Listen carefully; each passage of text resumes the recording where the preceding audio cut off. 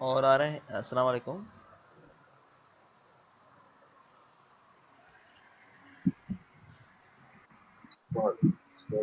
और आ रहे हैं या स्टार्ट करें सेशन?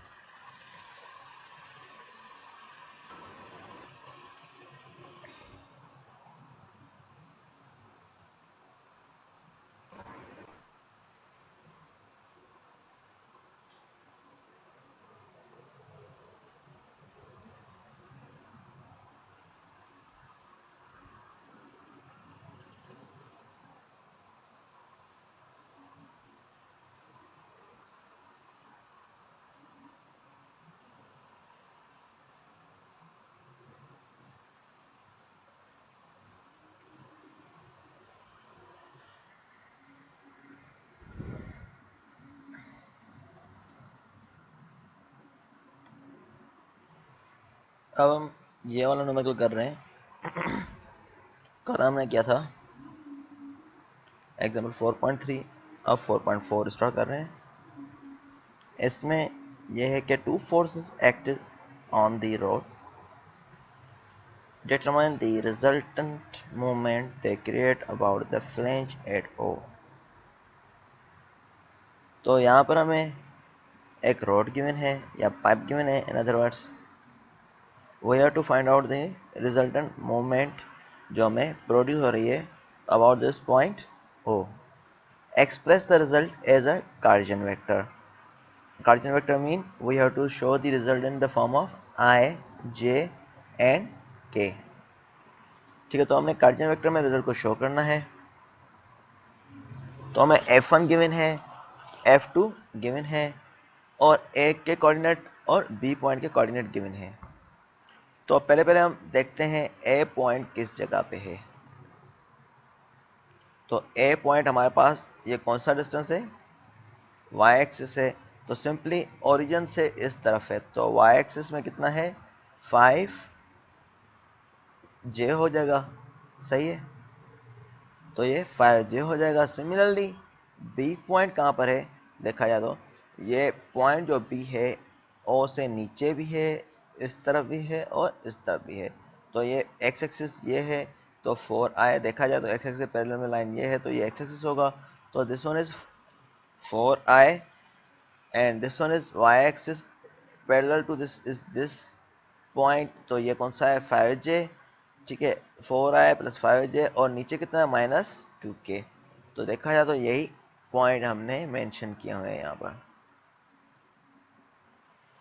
अब हमने क्या करना है, रिजल्ट मोमेंट को फाइंड आउट करना है। हमें मोमेंट पता है क्या होता है r इंटू एफ। तो आई जे के करके r इंटू एफ हमने लिखना होता है।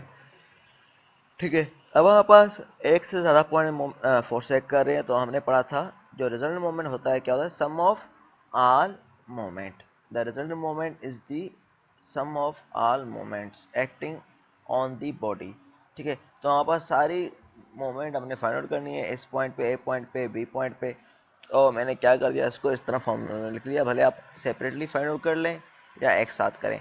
ठीक है, जैसे यहाँ पर क्या है एक साथ क्यों है, या separately R A into F करें फिर आर बी इंटू एफ करें, तो ये आप पे डिपेंडेंट है। ठीक है, तो हमने आर ए इंटू एफ कर लिया है। तो आर ए क्या है हमारे पास 0, क्योंकि आई के साथ कुछ नहीं है, 0i plus 5j plus 0k, तो 050। ठीक है, इस तरह ये हो गया। और एफ कितना गिवन है देखा जाए तो इस पॉइंट पे -60 आए, 40j प्लस 20k, -60 40 एंड 20 आ गया। और प्लस करके I J K again R B into F. R B कितना है 4 5 -2, तो ये 4 5 -2 यहाँ से आ गया। तो हमने ये प्लस कर लिया इस तरह। F2 कितना है 80 40 एंड -30। तो इस तरह पुट करेंगे तो हमारे पास आ जाएगा 30 आए। इसको अब पूरा सॉल्व करेंगे किस तरह, जैसे हम पहले करते आ रहे हैं। आए कॉमन लेंगे फिर मल्टीप्लाई कर लेंगे, 80 हो जाएगा इसमें 80i -0। ठीक है, तो 80i हो जाएगा इस ब्रैकेट में। फिर हमारे पास क्या हो जाएगा, ये j again first row second column हमें लिमिट करके, तो ये 0 और ये भी 0 है। k के लिए हमारे पास क्या हो जाएगा, ये कॉलम और ये रो एलिमिनेट हो जाएगा, then we will get 0 into 40 zero हो जाएगा और माइनस इंटू माइनस प्लस हो जाएगा, प्लस 300K। ठीक है, इसमें ये आ गया। इसी तरह हमारे पास जो है इसमें क्या आया था हमारे पास, एक तो कितना आया था 100I प्लस क्या है हमारे पास 300K। तो सिमिलरली इसको सॉल्व करेंगे तो I को कॉमन लेंगे, फिर 5 इंटू 30 मल्टीप्लाई होगा। ठीक है, तो इस तरह जो भी हमारे पास आंसर आए तो ये क्या रहा है -150। ठीक है, इस तरह ये क्या हो जाएगा प्लस में हो जाएगा 80, तो प्लस में 80 होगा और ये -150।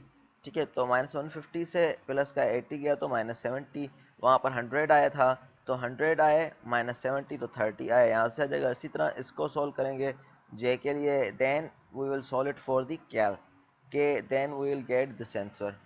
सही है, क्लियर है ये न्यूमेरिकल, यहाँ तक क्लियर है? सर ये आंसर किलो में क्यों आ रहा है? किलो न्यूटन इसलिए आ रहा है क्योंकि यहाँ पर किलो न्यूटन यहाँ पर फोर्स गिवन है। ठीक है सर। तो किलो न्यूटन मीटर हो जाएगा। क्या मीटर क्या होता है, मोमेंट का यूनिट होता है न्यूटन मीटर, तो अभी किलो न्यूटन में फोर्स गिवन है तो किलो न्यूटन मीटर आ जाएगा।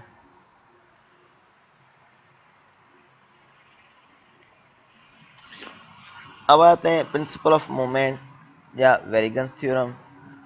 तो ये क्या बोलता है, स्टेट करता है moment of a force about a point is equal to sum of moment of force of the force component about the point. ठीक है, तो बता रहा है ये क्या बताता है कि मोमेंट ऑफ फोर्स किसी पॉइंट पे है, सपोज करें moment of force we have on this point, तो this will be equal to sum of its component, जो इसके कंपोनेंट है कौन से F1 और F2। ठीक है, जो एक्ट कर रहे हैं उसके सम ऑफ इट्स कंपोनेंट होगा। ठीक है, जैसे F1 कंपोनेंट है और F2 इसका कंपोनेंट, तो इसके कंपोनेंट का सम होगा टोटल मोमेंट। तो जैसे कि F1 प्लस F2 के बराबर है, तो we can say that m not is equal r cross f। तो कंपोनेंट कौन सा है इसके F1 और F2, तो F1 प्लस F2 है तो r into F1 plus F2, तो r into F1 plus r into F2 हो जाएगा। इस तरह r क्या था यहाँ पर परपेंडिकुलर डिस्टेंस था, F1 और F2 क्या है फोर्सेज हैं यहाँ पर।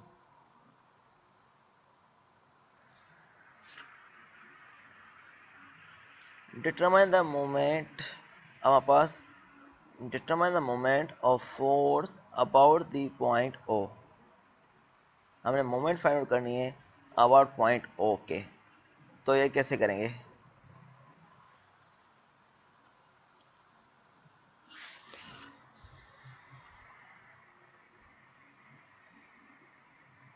ये बताएं किस तरह होगा।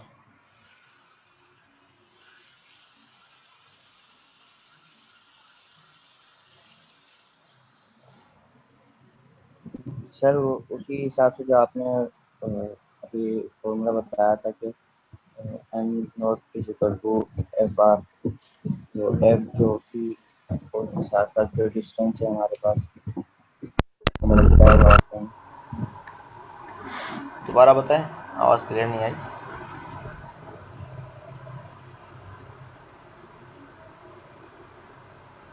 सर मैं ये कह रहा था कि वो जो फोर्स है उसको मल्टीप्लाई करवा देंगे डिस्टेंस से, जी हाँ, लेकिन सर यहाँ पर ना वो एंगल भी दिया हुआ है 30, तो तो एंगल कौन सा, नहीं पता, किस एक्सिस से ये लेंगे, नहीं पता। ये नहीं पता। चलो एंगल जो लेंगे हम, देखा जाए तो हमें परपेंडिकुलर डिस्टेंस लेना चाहिए। ठीक है, तो अब परपेंडिकुलर डिस्टेंस हमारे पास के साथ जो परपेंडिकुलर डिस्टेंस है उसके साथ एंगल कौन सी है, देखा जाए तो यहाँ पर देखो 45 बन रहे हैं, अगर हम यहाँ से ले रहे हैं तो ये कौन सी है 30 है। ठीक है, तो ये कहाँ पर है, यहाँ पर एंगल इन्होंने डायरेक्टली बता दिए कितने पे है दोनों का सम, ये 30 है नीचे और ये यहाँ पर 45 है, तो 30 प्लस 45 कितना हो जाता है। 75। ठीक है, तो इसलिए इन्होंने डायरेक्टली हमें दे दिया है यहाँ पर 75 डिग्री एंगल पे ये जो है परपेंडिकुलर है। देखो इन्होंने सिंबल भी शो किया गया है।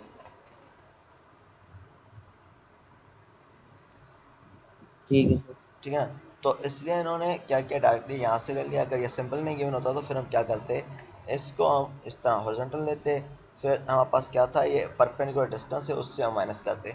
और वहाँ से प्लस कर लेते तो हमारे पास 75 हो जाता, लेकिन उन्होंने डायरेक्टली दे दिया तो हम 75 डायरेक्टली यूज़ कर सकते हैं। तो डी कितना है हमारे पास यहाँ पर देखा जाए, तो ये देखो यहाँ पर ये डायग्राम मैं बड़ी कर लेता हूँ जिससे आपको क्लियर भी हो जाए। फिलहाल इस तरह बड़ी करता हूँ।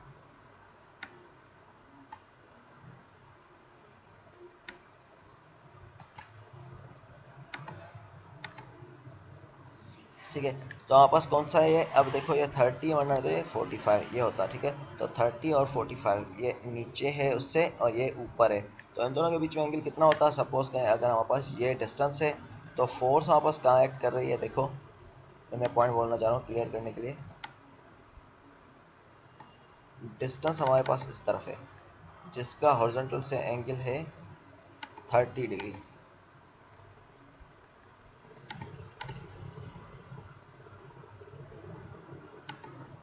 ठीक है, हॉरिजॉन्टल से इसकी एंगल कितनी है डिस्टेंस की, 30। ठीक है, जो मैं पॉइंट बोलना चाह रहा हूँ वो क्लियर करें, 30 डिग्री है। ठीक है, और जो फोर्स हमारे पास एक्ट कर रही है ये वाली, इसकी हॉरिजॉन्टल से किस तरफ है, नीचे की तरफ एंगल है, और कितनी है 45 की।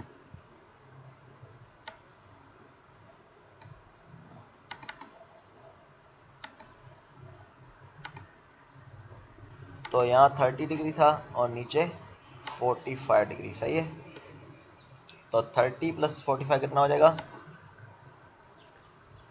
75 से। ठीक है, तो एंगल अगर वहाँ से 75 नहीं क्यों होता तो यहाँ से भी हम निकाल सकते थे। सही है, क्लियर है ये पॉइंट। Yes sir. ठीक है ना, अब हमारे पास साइन थीटा लेना है या कोस थीटा लेना है वो हमारे पास डिपेंड कर रहा है हमारे पास कोऑर्डिनेट कौन सा ले रहे हैं। ठीक है, तो अब हमारे पास देखा जाए तो हमारे पास एफ एक्स क्या हो जाएगा यहाँ पर, अगर हमारे पास ये एंगल किसके साथ गिवन है, एक्स के साथ गिवन है, तो F x is equal to F cos 45 हो जाएगा, F y is equal to F sine 45। ठीक है, सही है, क्लियर है। अब देखो ये फोर्स गिवन है, ये वाली फोर्स गिवन है,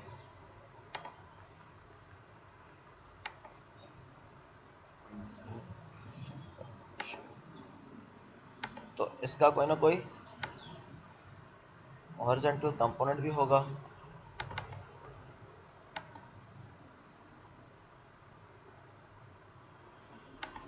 बल्कि बैक वाले को मैं पतला कर लेता हूँ।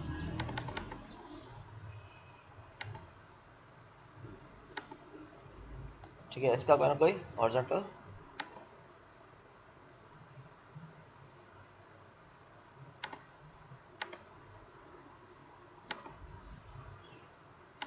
कंपोनेंट भी है जिसको मैं रिप्रेजेंट कर रहा हूँ।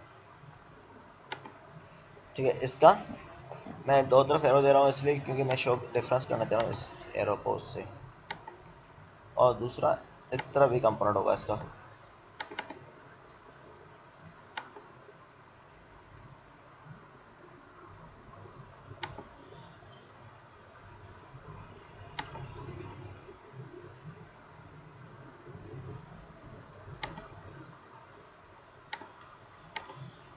ठीक है, तो ये दो कंपोनेंट हो गए, तो इसका एंगल जो है यहाँ से 45 है तो ये cos 45 हो जाएगा क्योंकि ये x ये वाला कहाँ गया यहाँ पर है, तो ये x के साथ गिवन है तो cos 45 हो जाएगा x एक्सिस के साथ, और y के साथ sin 45। सही है, क्लियर है ये पॉइंट। अभी इसकी बात कर रहे हैं, डिस्टेंस की बात नहीं कर रहे हैं, अभी फोर्स की बात कर रहे हैं।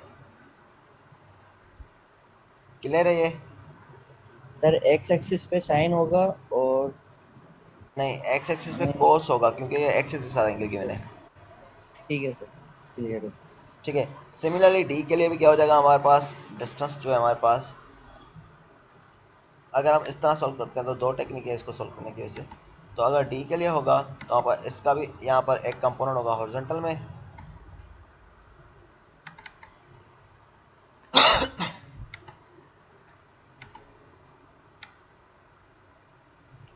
और दूसरा कंपोनेंट होगा इसका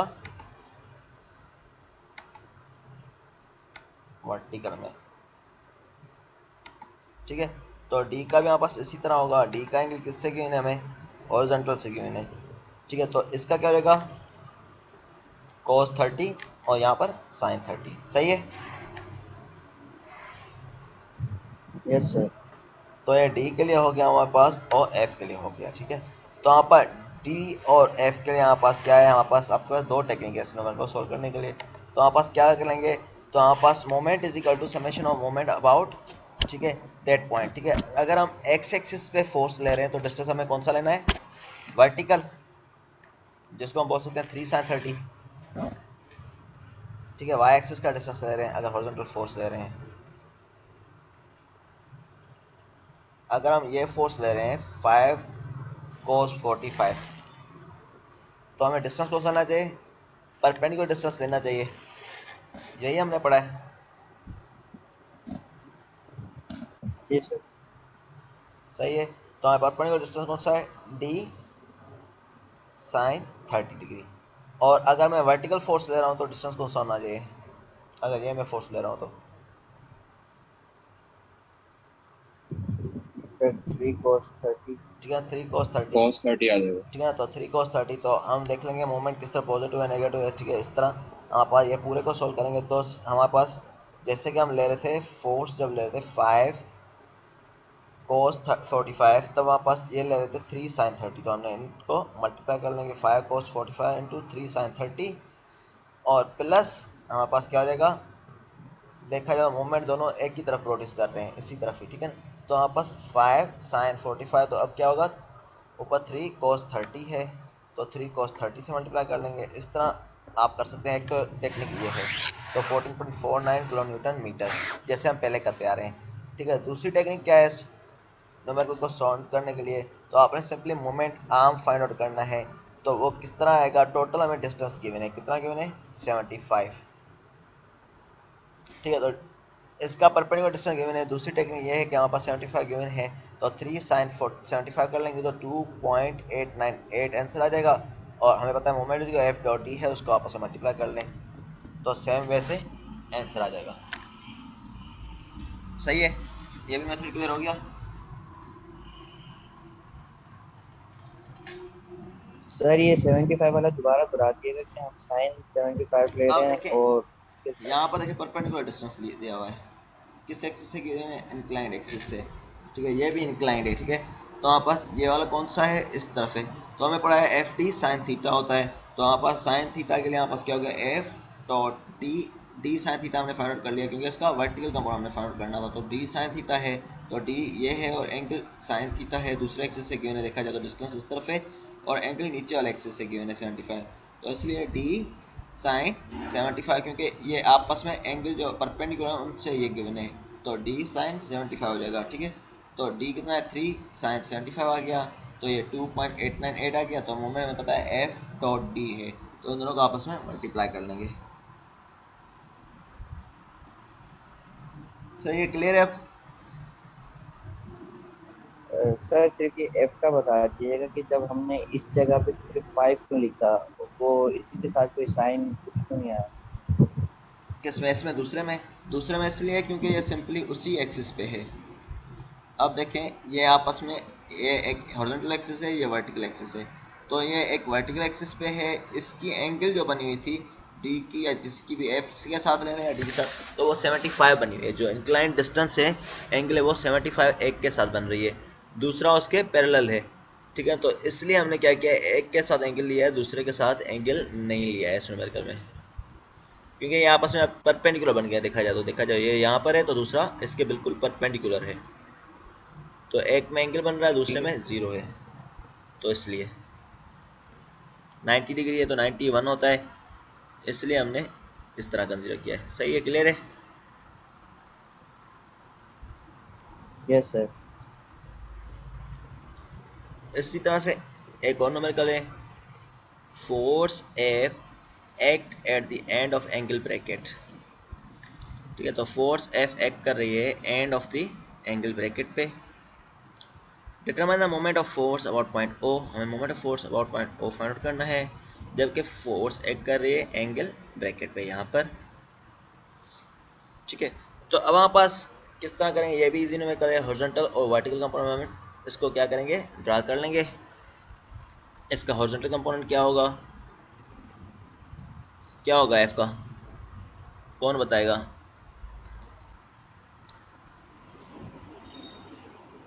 उन्हें ना बताएं। सर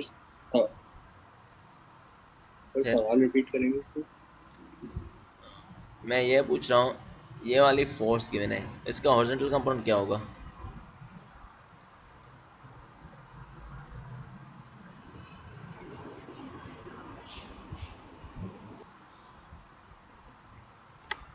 ये वाली फोर्स गिवन है,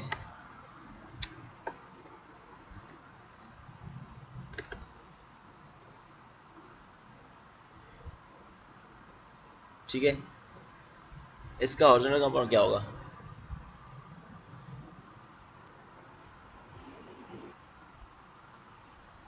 उन्हें 0.2।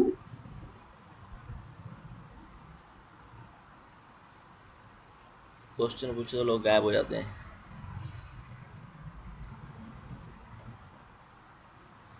वहाज, आप बता दें।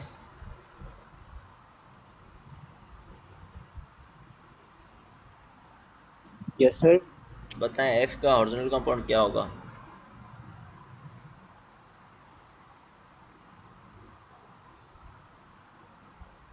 बच्चों वाला क्वेश्चन है ये तो।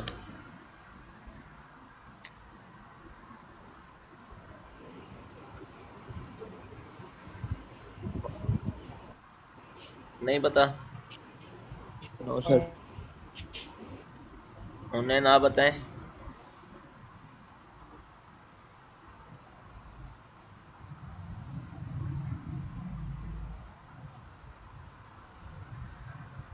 उन्हें ना बताएं, क्या होगा?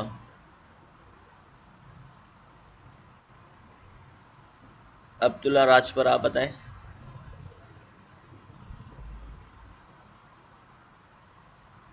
अब्दुल्ला राज पर, ये खाली नाम के लिए प्रेजेंट है, वैसे हो के खताई है।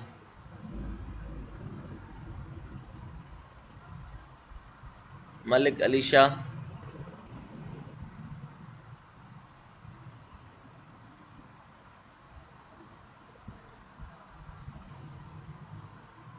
फहद सुमरो, आप ही बता दें। 0.2 होगा। 0.2, ठीक है। और फोर्स का क्या होगा? एंगल, डिस्टेंस 0.2 होगा, और फोर्स का कंपोनेंट कौन सा होगा? Angle 0 sir. नहीं, जैसे कि एंगल के साथ 0.2 फोर्स क्या होगी?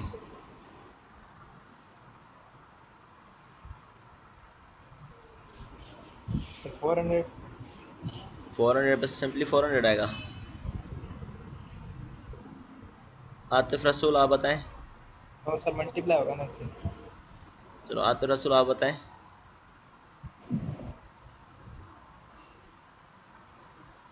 आतिफ सोए हुए हैं आप, देख लो कितने प्रेजेंट हैं, बोलते हैं फिर हम प्रेजेंट है, अटेंडेंस की स्क्रीनशॉट भेज रहे होते हैं कि हम इतने प्रेजेंट है, इतने प्रेजेंट है।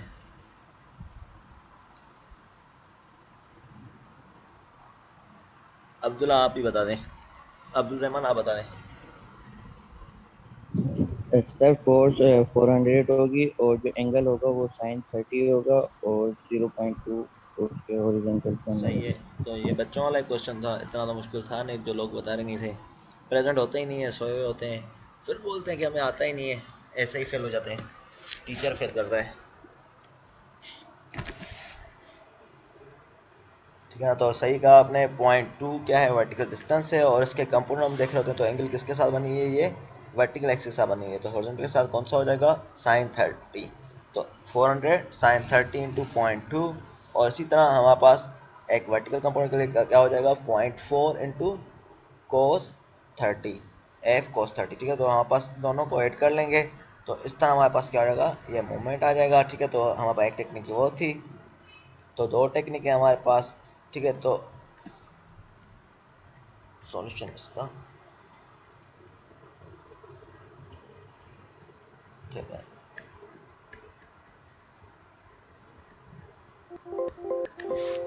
चलिए ठीक है,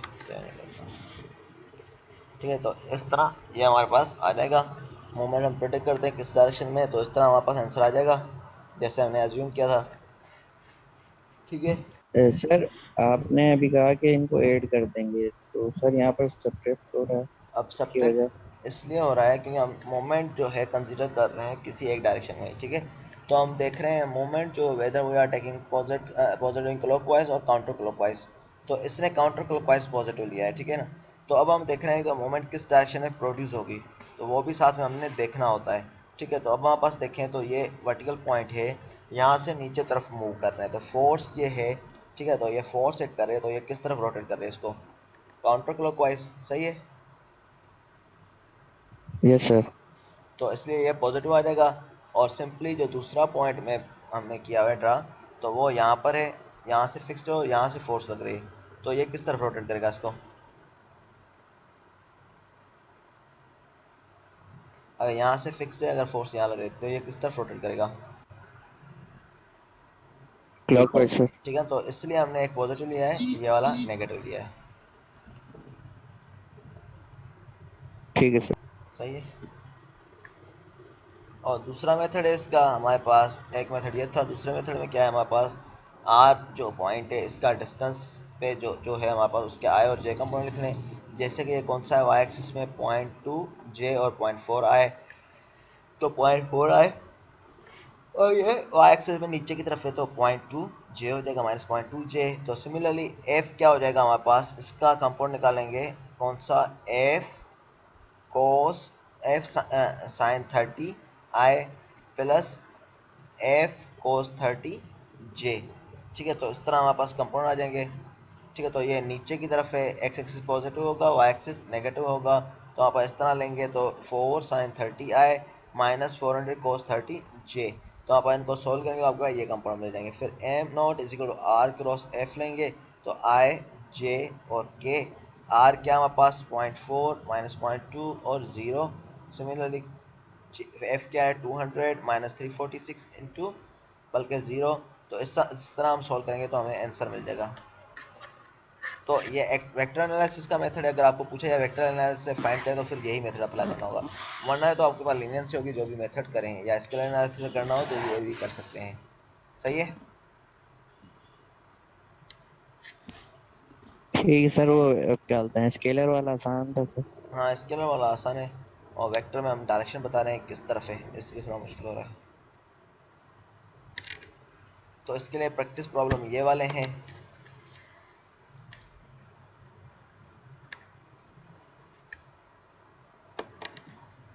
सही है। अब आते हैं moment of a force about a specific axis. किसी भी एक्सिस पे हमारे पास जो है मोमेंट ऑफ फोर्स किस तरह फाइंड आउट करेंगे। For movement of force about a point, the moment and its axis is always perpendicular to the plane। जैसे हमें पता है हमारे पास मोमेंट किसी फोर्स जो है फाइंड आउट करनी हो, मोमेंट फाइंड आउट करनी किसी पॉइंट पे, तो मोमेंट एंड इट्स एक्सिस हमेशा एक दूसरे के परपेंडिकुलर प्लेन में होते हैं। स्केलर और vector analysis is used to find the component of moment along specific axis. तो हमें स्केलर या वेक्टर एनालिसिस हम पहले तक फाइंड आउट करते आते हैं, जैसे स्पेसिफिक एक्सिस में, तो हमारे पास स्केलर एनालिसिस से भी हमारे पास आंसर आ जाता है, और वेक्टर एनालिसिस से भी आ जाता है। स्केलर में हमारे पास डायरेक्शन नहीं मिलती थी, वेक्टर में हमारे पास डायरेक्शन ही मिलती है, whether it is acting I J और के और in the combination of these, ठीक है। तो स्केलर एनालिसिस में हमारे पास क्या था, simply M is F dot D था, तो हमारे पास एफ डॉट डी से हमारे पास सिंपली करते हैं, ठीक है। तो ये वाली चीज़ें कर रहे होते हैं स्केलर एनालिसिस में, जबकि वेक्टर एनालिसिस में हम क्या कर रहे थे, तो वही वाली चीज़ें M A is equal to M not cos theta, जैसे कि यहाँ पर एक टायर पे बताया गया है कि मूवमेंट एक्ट कर रहा है, ठीक है। तो इसकी एंगल बन रही है कोई ना कोई डी की थीटा इसके साथ, तो एम वाई ये वर्टिकल एक्सिस में मूव कर रहा है, एम नॉट कोई ना कोई मूवमेंट हम प्रोड्यूस कर रहे हैं जो रोटेशन की वजह से हो रहा है, ठीक है। तो राइट हैंड रूल के मुताबिक ये डायरेक्शन जो हम मूव करेंगे तो ये ऊपर की तरफ नट मूव करेगा, ठीक है, जब भी हम घुमाएंगे। तो यही वाला रूल अप्लाई हो रहा है यहाँ पर। तो यहाँ पर भी यही बता रहा है कि movement is equal to M not cos theta या M not into U A. U A क्या था, यूनिट वेक्टर। यूनिट वेक्टर का काम क्या होता है, डिस्टेंस लेके उसको इसके मैग्नीट्यूड से डिवाइड करेंगे, ठीक है। तो हमारे पास क्या होगा, उसकी डायरेक्शन प्रेडिक्ट हो जाएगी, तो ये इसी तरह इसकी डायरेक्शन प्रेडिक्ट कर रहा होगा, ठीक है। तो एम नॉट इंटू यू ए हो जाता है, ठीक है। तो इनडिटरमिनेट फॉर्म में हम लिख सकते हैं इसको, एम नॉट हमारे पास क्या है, हमारे पास एम नॉट होता है आर क्रॉस ए एफ, हमारे पास आर क्रॉस एफ होता है, यही होता है वेक्टर एनालिसिस में, सही है। सर ठीक है। तो मोमेंट होता है आर क्रॉस एफ। तो हमने क्या किया है, इसको सिंपली यूनिट वेक्टर से मल्टीप्लाई कर लिया। तो यू ए एक्स यहाँ पर क्या है, यूनिट वेक्टर है, यहाँ पर एक्ट कर रहा है, और आर क्रॉस एफ क्या था, जैसे हम पहले फाइंड आउट कर रहे थे। तो वैसे हम क्या ले रहे थे, आई जे और K, R X R Y R Z put कर रहे थे, नीचे एफ एक्स एफ वाई और एफ जेड पुट कर रहे थे। ठीक है। जैसे कि अभी हम यूनिट वेक्टर को भी ले रहे हैं, तो हमारे पास क्या हो जाएगा, यहाँ पर यू का यूनिट वेक्टर का X component, unit vector Y component, unit vector का जे कंपोनेंट ऊपर लिखेंगे R X R Y R Z F X F Y F Z. सही है। तो इस तरह हम सॉल्व करेंगे। ठीक है। तो इस तरह हमारे पास आंसर आ सकते हैं। क्लियर है इसकी थ्योरी? ओके ओके सही है। चलो यहीं से नंबर को कंटिन्यू करते हैं। ठीक है। तो इसमें यू इज इक्वल टू, अगर मोमेंट यहाँ पर यूनिट वेक्टर के साथ फाइंड आउट करना, तो हम तीनों को साथ मल्टीप्लाई करते हैं। सही है। क्लियर है? यहाँ तक कोई डिफिकल्टी हो तो पूछ सकते हैं।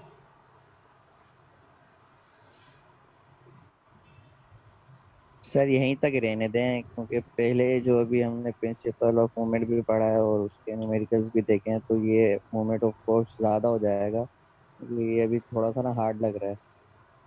अच्छा चलो वहीं तक ये ही रहे। दोनों मिक्स हो जाएंगे आपस में।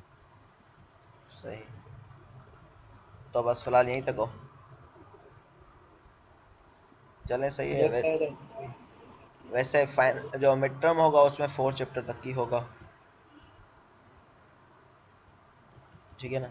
तो इंशाल्लाह वो जब भी अनाउंस होता है, अभी तक तो अनाउंस नहीं हुआ कब ले रहे हैं इसके बुक में, और कौन से न्यूमेरिकल हैं।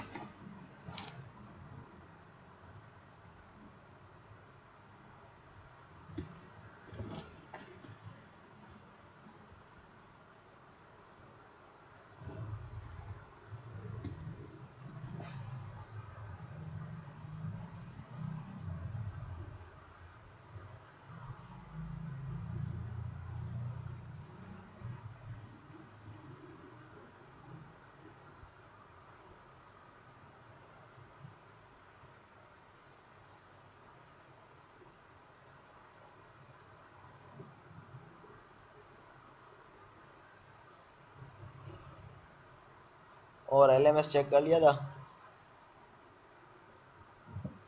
Yes sir. यस। ठीक है। ये सारे न्यूमेरिकल हमने कर लिए हैं। प्रैक्टिस के लिए मैंने मिलते जुलते दिए हैं इनसे। ठीक है। तो ये भी इजी है, ये भी इजी है। इसमें क्या करना है, डिस्टेंस लेना है, हॉरिजॉन्टल वर्टिकल कंपोनेंट लेना है। इसमें भी क्या होगा, हॉरिजॉन्टल और वर्टिकल कंपोनेंट आएगा। इसके भी सही है ना, समझ में आ रहा है? तो यहाँ पर देखा जाए ये वाला न्यूमेरिकल जैसे, तो इसमें भी क्या आएगा, हॉरिजॉन्टल और वर्टिकल कंपोनेंट के फोर्स के, फोर्स का हॉरिजॉन्टल कंपोनेंट आएगा, एक वर्टिकल कंपोनेंट आएगा। एक हॉरिजॉन्टल कंपोनेंट का क्या हो जाएगा, एफ कोस 30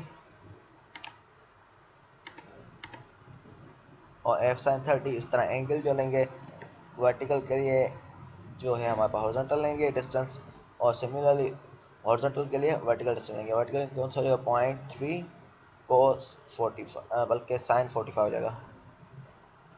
ठीक है। इस तरह ये मिलते जुलते न्यूमेरिकल हैं जो प्रैक्टिस के लिए मैंने गिवन किए हैं। ठीक है। तो ये -1 फिट हो रहा है, तो ये माइनस करेंगे। सही। आज का फिर यहीं तक करते हैं, इनकी प्रैक्टिस तो करें। सर वो आपको आपको कहा था कि ना वो 10 मिनट की वीडियो बना दें, सिर्फ आप ही रिकॉर्ड कर लें, चल उसमें ना ये जो बेसिक और मेन मेन चीज़ें हैं ना उसको आप मतलब आइडेंटिफाई कर देना कि ये चीज़ कब इस्तेमाल होती है, साइन कब इस्तेमाल होगा, और एंगल कौन सा लेंगे, और यूनिट वेक्टर क्या होते हैं, ऐसे मतलब आप बेसिक से दोबारा से समझा देंगे। वो 10 मिनट की वीडियो चलो हमारे लिए मैं अभी फ़ायदा बना हो लेता जाएगी हूँ फिर, पूरी। सही है ना? तो अभी मैं बना लेता हूँ, आपका ठीक। सेशन यहीं पे करता हूँ आज। सही है। तो ये आप प्रैक्टिस करें। Okay sir, thank you. चलें ठीक है। अब आज इसकी प्रैक्टिस थैंक करें। यू। ठीक है ना? जो डिफिकल्टी हो वो पूछ लेना नेक्स्ट वीक में। ओके सर, चलें इंशाल्लाह। ठीक है। और थर्ड क्विज 1 रखते हैं, थर्ड चैप्टर से नेक्स्ट वीक में रखें।